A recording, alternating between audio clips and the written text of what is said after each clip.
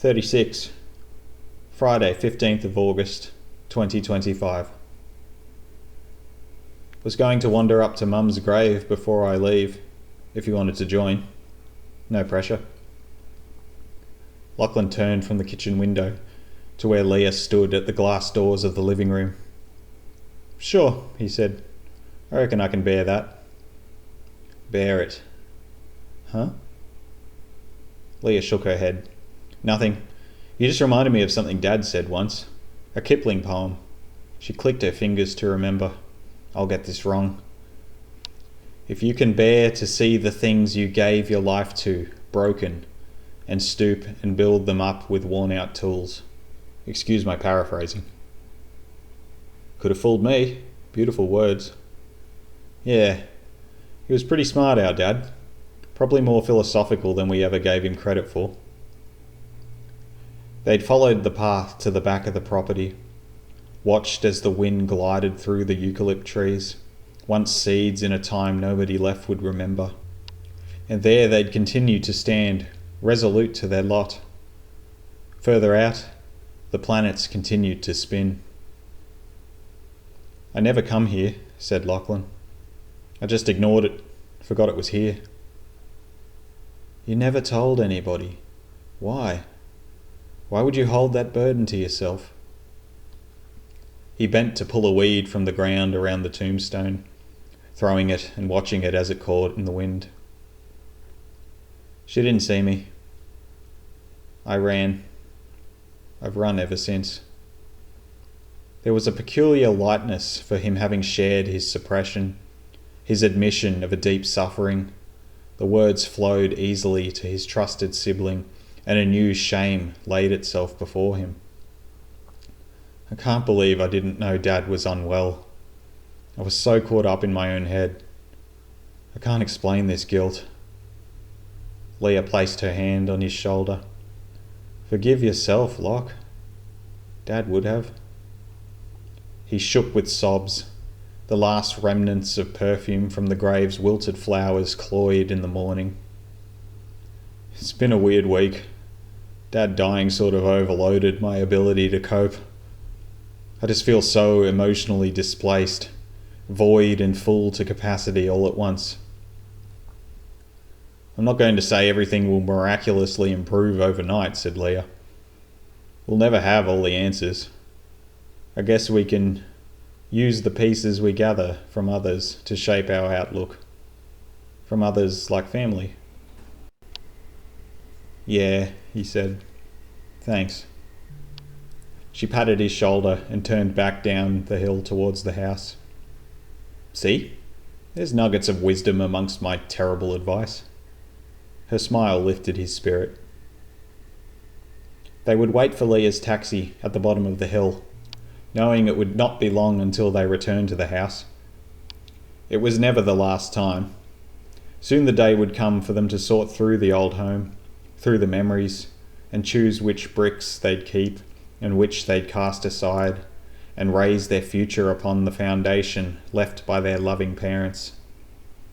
And then would arrive the moment when the house would be sold, passed along to another family to build up or knock down with their own story. Lachlan watched the sunlight that filtered through the branches, watched the way his sister sat on top of her suitcase and cleaned her nails, mannerisms he found so recognisable from their shared childhood. I meant what I said, by the way, that I'd come to South Australia.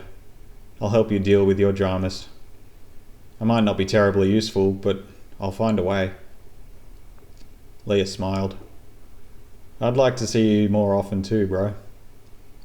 There's a lot to sort through. I can't just get up and leave. It's going to require patience and a bit of tact. I can't risk it getting bigger than it already is. He admired her tolerance, but bristled with frustration that the struggles that afflicted her could not be fixed immediately. It seemed impossibly unjust. Surely we can't scatter Dad's ashes with him standing next to you. I think I'm done hiding how I truly feel. It might be the case until the moment comes when I leave him. I need you to understand that. It's best not to poke the hornet's nest. Until then, we can just pretend.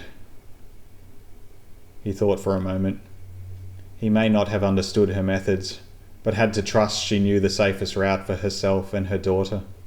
He would wait, and swore himself an oath that he would act when the time came. Just pretend, he repeated. Shouldn't be a problem. Leah's phone chimed. The taxi was still a while away. They're bloody slow, these blokes. Can I ask something, Lee? What's up? Did you ever feel angry at Mum? Nope.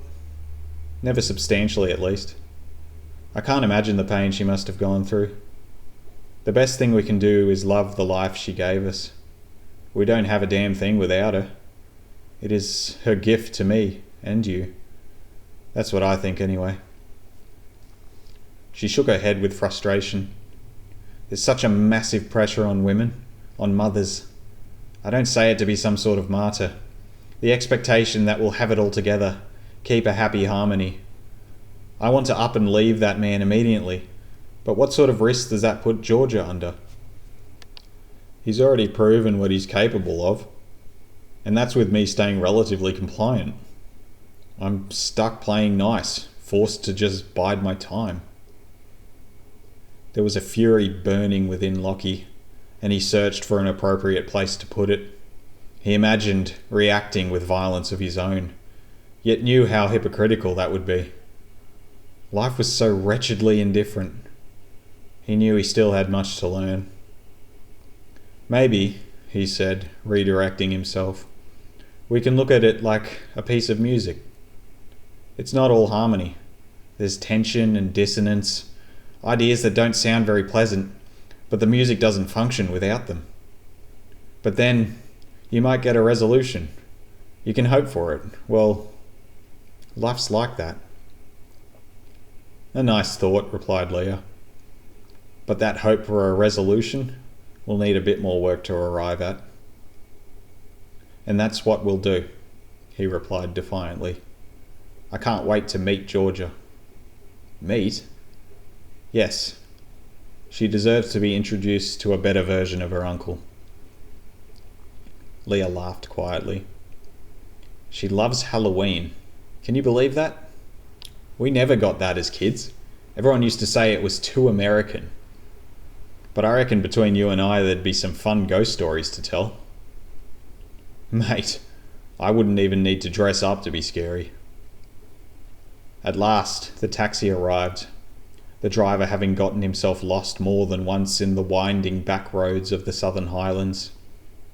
Leah waved him away and put her suitcase into the boot, before giving her brother a swift kiss on the cheek. Don't be a stranger. I won't, I promise. Lachlan watched the car pull away, until the sound of the engine drifted beyond earshot. He breathed deeply of the beautiful morning, the sunshine, the magpies that sung unseen in the branches above.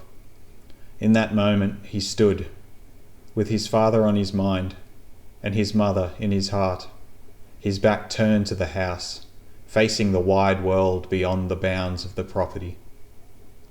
I thank God for a new day.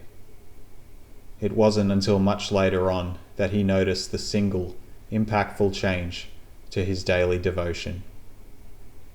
The end.